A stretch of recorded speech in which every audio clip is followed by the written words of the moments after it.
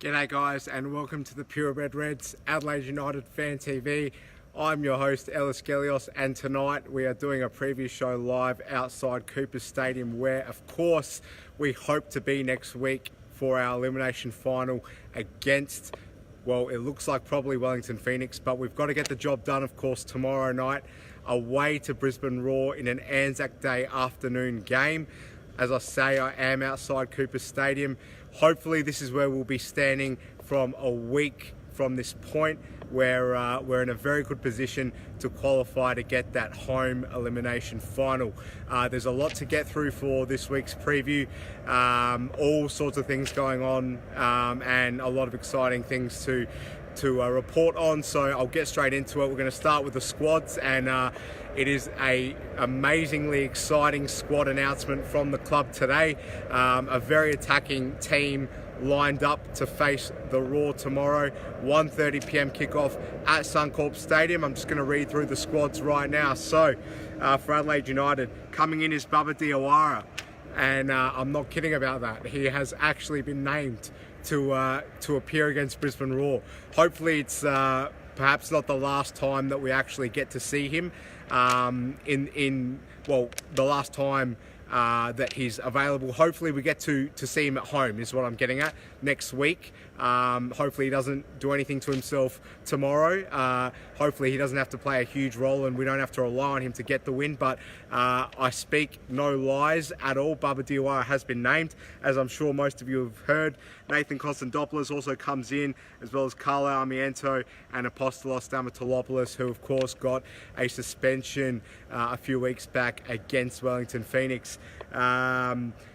Out for Adelaide is Jordy Thomason as a consequence of Diawara now being fit, which is a very interesting move indeed. Pacific Nyongabire also comes in. Unavailable is Ryan Strain and Ken Ilso, who obviously has that issue with a pending suspension because of a breach relating to a failed drug test.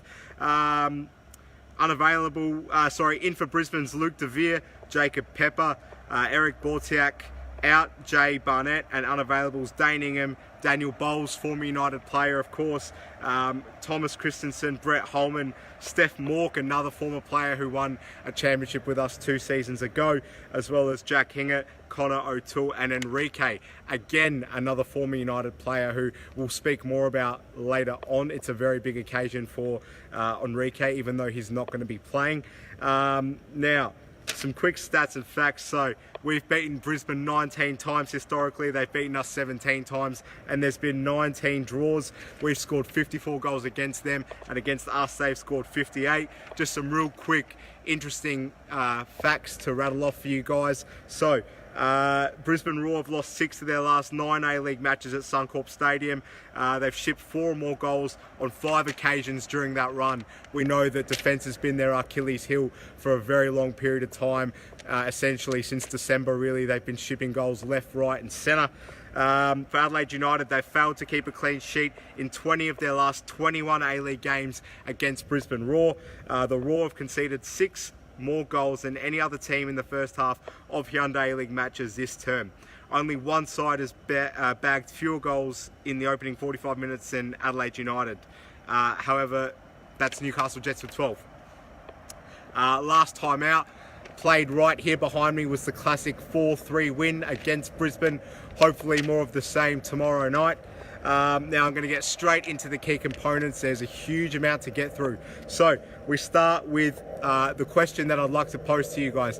Is this the most attacking Adelaide United squad we have seen Marco Kerr's name since the earliest rounds of this season? For the life of me, I can't recall the last time that we had this many options in.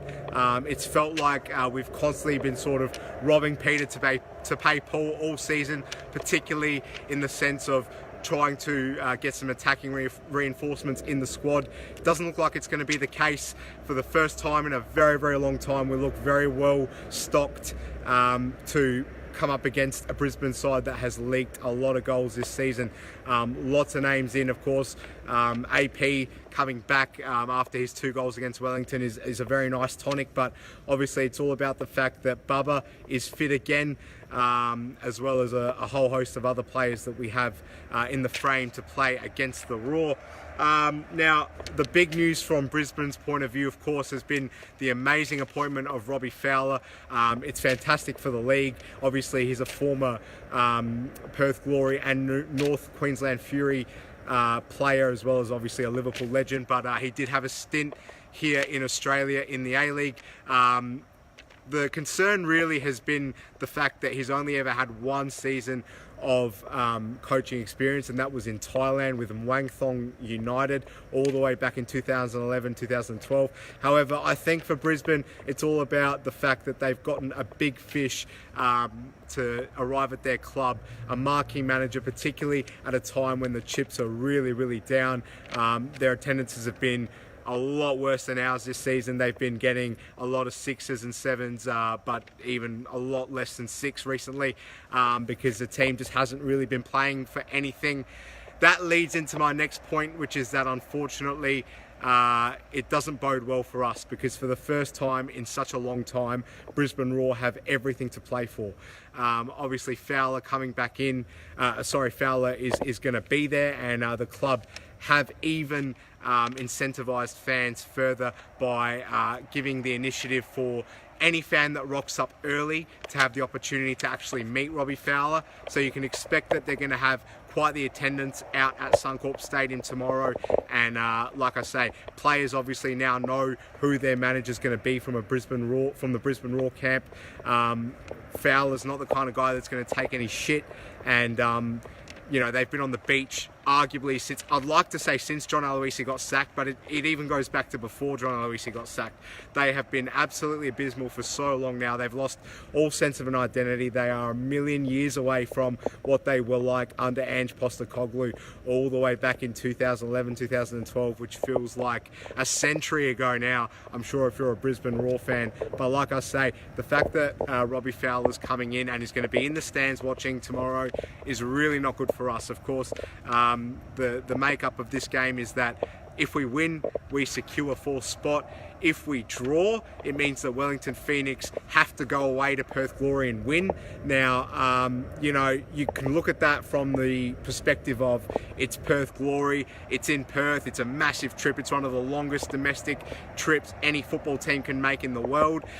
So surely Wellington are not in an ideal situation going into that game. However, there's obviously the opportunity that Tony Popovic has to rest a lot of his players. They've won the minor premiership already, so Tony Popovic has the opportunity to rest players, give some of the young guys a go, and that obviously bodes into Wellington's hands. So I don't know which way you look at that one, but it's in our hands. If we beat Brisbane, we don't have to worry about Wellington's result away to Perth. But obviously, like I say, it's all about the fact that Robbie Fowler is going to be in the stands watching this game tomorrow night.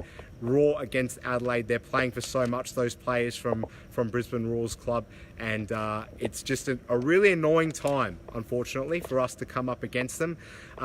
You know, you take any other club right now, because these guys have it all to play for. So very unfortunate that the timing of Robbie Fowler's appointment is right on the eve of when we play them in a real crucial game as well. Just moving along, guys, so to add to the whole Robbie Fowler element, it's Matt Mackay, club legend for Brisbane. He's been there forever, and Enrique as well, a former United player for that rather interesting 6 months that he was here in the title defence season. Didn't do a lot, scored a handy free kick. I think it was actually against Brisbane here on the north end, but left pretty soon after that in what was a really garbage season for us, that title defence here. Enrique, he's loved by all Brisbane Roar fans, a slippery fish. However, he's had a real injury-plagued season, and I feel like he's been tapped on the shoulder and told that as a result of Robbie Fowler coming in and Brisbane Roar having massive plans to rejuvenate their whole squad, effectively put a broom right through that camp, Enrique's gotten the tap on the shoulder and been told, look, time to go, mate. You've done fantastic things for our club, but you're too old. We've got so many old players, and you're one of the ones that's going to need to make way for some new blood. So the Raw fans that make the trek out to Suncorp tomorrow night will have the opportunity not only to possibly meet Robbie Fowler, their manager, next season, but to farewell two club legends, Matt Mackay-Enrique, pivotal parts of Ange Postecoglou's championship-winning reign, of course. So yet again, more of an incentive for Brisbane Roar to rock up tomorrow night and give us a few headaches, which is really annoying, because you feel like if these things weren't going on right about now, we'd be a shoo-in to win this game. But unfortunately, all of a sudden, out of the blue, Brisbane have heaps to play for. Moving right along, just want to point out the fact that we are playing, obviously, on a day of real big significance from an Australian and New Zealand perspective. It is obviously Anzac Day. I feel like we need to highlight the fact that our club is honoured and privileged to be playing in the headline game on Anzac Day. It's a strange sort of kick-off time, 1:30 p.m, but if there's any time to roll the sleeves up and put in a real performance, it's on this day where we obviously honour a part of Australia's history which has so much more weight to it than the relevance of football. But we are obviously going to be playing in the headline game, so there's, I guess, from our club's perspective, there's that extra bit of motivation for United players should they need it. So obviously Anzac Day, important to remember. Now Craig Goodwin has really fired up as of late. Probably has enjoyed his finest couple of months. Craig again goes into the debate of given that he was just so electric in that first 2 months this season, even though he works so hard now, has that first 2 months that he had just kind of, because he was killing it like he was, has that just kind of, elevated his own standard to something which is not capable of replicating week in, week out, and therefore he kind of gets looked at as not being in form, where I believe he still is playing well for us. It's just, he works really hard off the ball. Craig Goodwin, don't ever underappreciate how hard he works. It's just a case of the fact that the goals have dried up a little bit for him. But look, anyway, he's come out and said Adelaide United will accept nothing less than a win on Anzac Day. He said, I think the good thing is it's in our hands, so we know what we've got to do, and I think we're confident in the way we've been. Obviously, the last few weeks have been good for us. A good result against Victory at home, and everyone is coming back fit now. Bubba Diawara is in the squad as well, which I think is a big plus for us. Hopefully he can get us some game time and get amongst the goals. So I think we're very confident coming into this last game and into the final series, but we know we've got to be on our game because Brisbane is a tricky customer. Yeah, wise words indeed from Craig. I'm just going to read out a few of the comments I've got coming in. So Marty Keogh says, keep Bubba on the bench, only put him on if we need him. Start Stamo, he deserves to slot back in. Raw will be determined to win and send off two greats on a high, and welcome Robbie Fowler.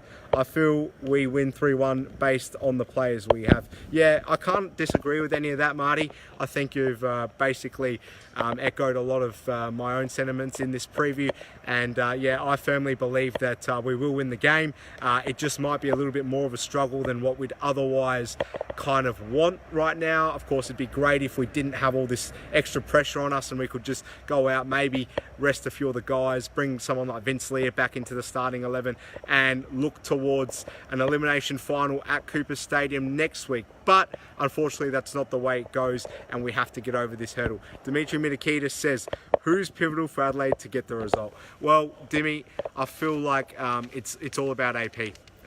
Blackwood scored a great goal to win the game against Melbourne Victory last Friday night, but I feel like Georgie Blackwood recently has been better in the 10 role. I think he struggles with pressure. Blackwood did fantastic to take that opportunity, that wonderful ball in from Isaias, which he got his noggin onto. But I feel like because George Blackwood's that classic sort of Australian build, and he's labelled as a number 9, he copes under that. He doesn't cope well under that pressure of the expectation that he should be scoring all our goals. So I think George Blackwood, move him into 10, and it's all about AP getting on the score sheet, because AP is just fearless, and he'll go out and do what he needs to do. He'll make the most of any chance that falls his way. He's that kind of player. So yeah, I'm really keen to see AP come back into the starting 11. I think against that really abysmal Brisbane Roar back four, he can pop up and do some great things. So hopefully AP starts, and yeah, that's my player who I think is pivotal for us to win this game. Dimitri, thanks for the contribution. Moving right along, guys. So no Kerrs to Brisbane. As we've seen, Robbie Fowler's gotten the job, so Marco Kerrs will not get the Brisbane Roar gig, which Fox Sports went in heavily reporting that he was a firm favourite to get. Now, that poses an interesting question for me. Firstly, we're likely to play Wellington, whichever way it goes. So, given that they're not going to have Rudin next season, we've seen Mark Rudin obviously just very recently come out and say that he's going to leave New Zealand and come back to Australia, where it's likely he'll join the new Western Melbourne franchise. Does that leave a door open for Marco Kerrs to be auditioning next week against Wellington as a potential destination for him when he finishes up at Adelaide? Because obviously the A-League jobs are drying up now. Wellington looks like it's going to be the only vacancy really. So unless he wants to go back to Germany, what does old Marco do? Obviously he knows he's not going to be the manager of Adelaide United no matter what happens this season, and I still think that's going to be very interesting how the club's actually going to sort of find the appropriate way to part ways with him. If he wins the championship, it's going to be a little bit awkward for the club from a PR sense, no doubt. But look, we know Marco Kerrs won't be the manager next season. Is he sort of semi-auditioning against Wellington Phoenix next week, where we will most likely be playing them? I think it's actually confirmed that we will play them. It's just whether it's in New Zealand or here behind me at Cooper Stadium. So yeah, where's Marco Kerrs going? Where do you guys think he'll end up next season? No idea personally. I think it looks more than likely that he'll go back to Germany or at least somewhere in Europe. I think one of his struggles whilst he's been in Australia has been that cultural, adapting culturally, not having the kind of resources that even lower tier clubs in Europe do thrive by having. So I think he'll go back to Germany and possibly, Bundesliga 2, even at worst a Bundesliga 3, or, somewhere neighbouring Germany like an Austria or a Scandinavian country, who knows. But I don't see him going to windy Wellington, that is for sure. Last few ones, guys. Is it too early to be talking about who our coach could be? Who do you guys think it will be? Obviously, we've only seen a few names touted so far. One of those is the Dutchman Jan Poortvliet, former Southampton manager, and he was recently employed by the Kingdale Red Lions, our sister club, in 2016. Currently, he's a free agent, a lot of experience, Dutch international as a player. Is he the front runner right now? I'm really unsure personally. I've got no idea. This could come from anywhere, whoever our next manager is. But I'm pleased to say that Kingdale Red Lions, after recently being promoted, were given a manager from Slovenia who was formerly the Slovenian national team manager just very recently. So obviously they are looking like they're framing as an ambitious club to really get into the top league in China. So it only bodes well as an Adelaide fan, given that they're our sister club, in the sense that hopefully we do get someone experienced and someone that's really going to get given time and resources by the ownership when that appointment is made. Of course, we don't know when it will be made, presuming from this point that it's going to get made a month or so after our season wraps up, whenever that's going to be. But of course, we'll wait and see. Anyway, who do you guys think is going to be our next manager? Please let me know in the comments section and I'll address it accordingly. There's a conundrum going on just to wrap up with.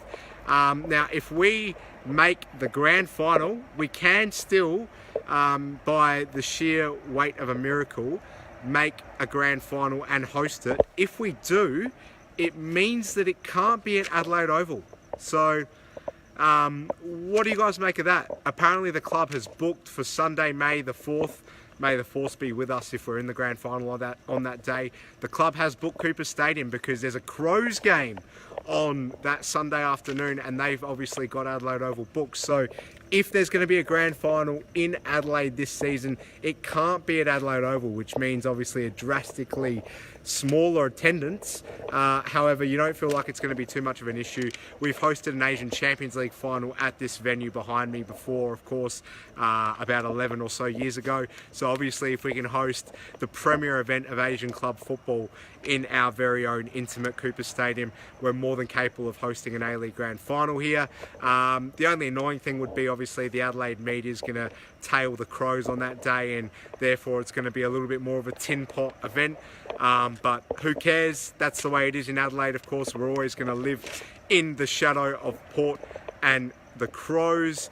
And just like a certain person I know that actually works at Adelaide United often tells me, we are the fourth biggest professional sports club in this city, in the 25th biggest football league in the world. So you can't expect us to sign big names. And does he have a point? I assume he probably does. But yeah, that's really it from me tonight. One more question's coming from Marty, which I'll just read out. Marty says, a packed out Cooper Stadium is better for atmosphere and better for the team and fans. Yeah, no question, Marty. It's obviously just the fact that from a TV perspective, and you know, in the sense of showcasing ourselves to the rest of the world, a packed out Adelaide Oval, nothing really tops it, as we've seen in 2016, that glorious day on a sunny May in Adelaide Oval. It was unbeatable that day, but you know, unfortunately we have to make do with without having a 50,000 strong crowd. It would be at Cooper Stadium, but you know, we've got far bigger fish to fry and a lot more to worry about between now and then. Obviously we have to get through tomorrow and then hope that we can somehow mount some kind of outsiders challenge in this season's A-League's playoff series and get as deep as we can, without obviously having the best squad on paper by a long way. Guys, that's really been it from me. Robbie DeRosa, King of Adelaide, has actually just come out and said Adelaide United won't get any players. Ha ha ha. Well, you know, I know he's a Victory fan, so he kind of likes to take the piss. But look, respect to you, Robbie. You're an iconic face within the South Australian football community. So I don't really have a rebuttal, but obviously we're always going to be signing players here at Adelaide United. Are we always going to get the best players ahead of a club like Melbourne Victory? Well, that's something you might have to rub in our face if you like it and if you want to be smug about it. But look, didn't go well for you Friday night, did it, champ? How was that? How was that little ceremony for you? Just here with the packed Victory away fan here, the stand here full of Victory fans. A lot of a big turnout for not much of a return, unfortunately for you. So anyway, I'm not gonna rub many more salt in the wounds, mate. But thanks for the contribution anyway, guys. Thanks so much for watching. Remember, the game tomorrow is at Suncorp Stadium. It's a 1:30 kickoff. Strange time, I know, but make sure you tune in. We've got a lot to look forward to in the next few weeks. Hopefully we can get over the line and secure a home elimination final here at Cooper Stadium against Wellington Phoenix, and really see what we can do as a dark horse between now and the remainder of the A-League season. I've been your host, Ellis Gelios. Thanks so much for tuning in, guys, and we'll see you back in the studio next week very soon, where I'm looking to line myself up with quite a blast from the past indeed. Make sure you stay tuned for that one. I'll see you guys soon. Thanks so much for tuning in. All the best. Cheers.